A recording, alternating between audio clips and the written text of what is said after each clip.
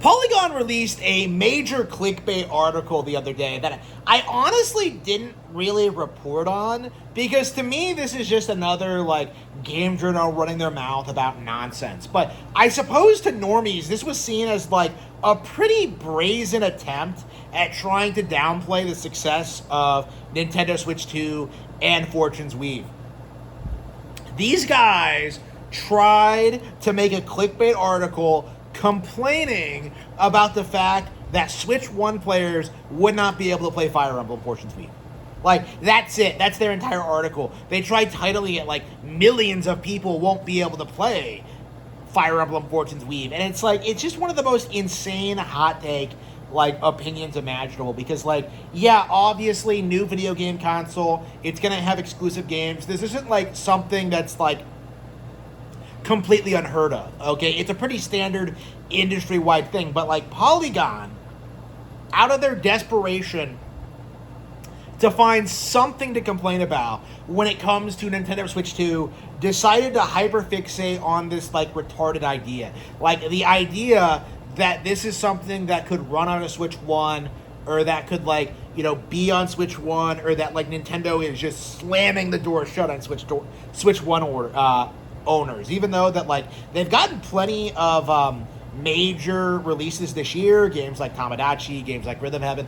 Like Nintendo's done quite a lot to throw Switch 1 owners a bone over the past couple of years, but yet we have seen the weird shift in the narrative, right? Because I remember last year the narrative was that like the Switch 1 needs to be replaced, it needs to be eliminated, Nintendo is like holding back the real Switch 2 games, and now we're seeing a lot of these people release statements saying that like a lot of these people are releasing statements saying that like, well, what we actually wanted was for games to come to Switch 1 too. Like, you know, they're just flip-flopping because they think they can push their insane narratives, and they think they can keep doing this like indefinitely. Like that's just the reality of it. Like they really think they can just like go from like narrative to narrative and have it play out. You know, that people will just like eat it all up.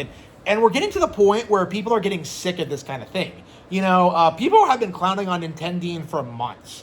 And it's true that Nintendine is a particularly like extreme example of anti-Nintendo content creators, but like it's interesting to see how like the Nintendine backlash is starting to like seep out into like more normal game journal outlets where they try to do the same things, they try to pull the same kind of stunts, and we're starting to see like real audience backlash. I straight up saw people claiming that they blocked Polygon on Twitter because of that take, which is like insane. But I really think that like kind of demonstrates just how worthless these outlets are, where they have to rely on such extremist propaganda to like try and get people to care about what they're doing. It's ridiculous, it's insane, but it's something that they've been doing like for years and years, and now we're starting to see people get sick of it, and we're seeing more and more people like have real serious problems when these individuals try and come out with like criticisms of Nintendo games, right? Like they try so hard to find something that will stick, you know, and yet like all of it just kind of completely implodes, you know. Like it was only just a couple of months ago where they were like crying about how like there were no big games on this console, and yet, you know, Star Fox was successful. Splatoon Raiders was huge. We got like, you know, Onimusha and Fire Emblem coming out. You know, all of these were like games that the masses just downplayed and ignored. But that's kind of my point, is that like the industry tried to rally. They tried to destroy these games. They tried doing everything they possibly could to keep the narrative towards Nintendo negative. And like, you know, a year in, and like it's just completely collapsed. And I don't think this is going to be something that lets up anytime soon. More and more people are going to see that everybody is sick of this nonsense, and that like it's getting real pushback. And I think the traditional method of like just writing off all the complainers as like Nintendo fanboys or like Harman Smith outs, or like that's not going to be a thing, you know. like I said, I wasn't even like on board with criticizing this when it first happened because it was just so old hat to me. But like, you know, we're seeing more normie like YouTube channels like speak out against this. It's becoming kind of a thing in the community where people are just getting notably tired of this kind of discourse. And I do think it's safe to say that like the narrative around Nintendo Switch 2 has failed. Okay, when it comes to the price point, when it comes to the games, when it comes to the idea that like this thing might have a rough first year, it's completely collapsed. Okay, and a lot of these people are going to try to weasel their way back and try and like start talking positively about Nintendo again. I'm sure Arlo's going to do that. I'm sure that like all these guys are going to start like, you know, trying to like, you know, be clickbait again by being positive towards Nintendo. But like, I really think that like a lot of these big names, you know, people like Polygon, people like Arlo, like I feel like people just are not going to forget like what they were doing over the past year. Okay, how they just endlessly complained about everything Nintendo did, bitched about like all these high profile games, complained about like all these like announcements, right? Like remember when Arlo freaked out about Fire Emblem getting like the getting announced at that direct? Like, oh no, this isn't what I wanted.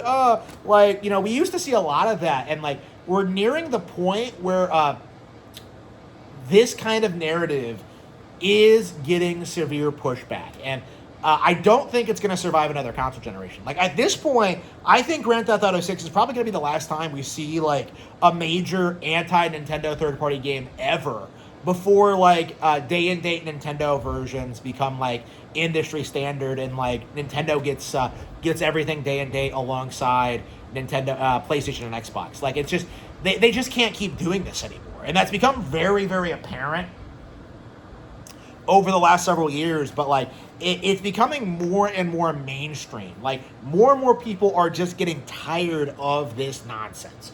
So with all that being said, I don't think Polygon's going to give up. I think they are going to keep pushing their, like, insane hot takes, because I've seen a couple of things that they've tried to do. I think they were behind the whole, like, complaining about, like, men liking women in Fire Emblem thing that came out a while back, which I also did not talk about. But, like, you know, the more these people, like, run their mouths, the less people are going to respect them, you know? Like I said, I would highly recommend everyone just blocking Polygon on this.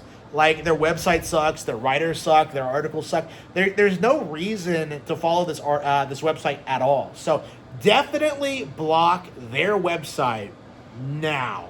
Make sure it happens now. And I will see you all next time.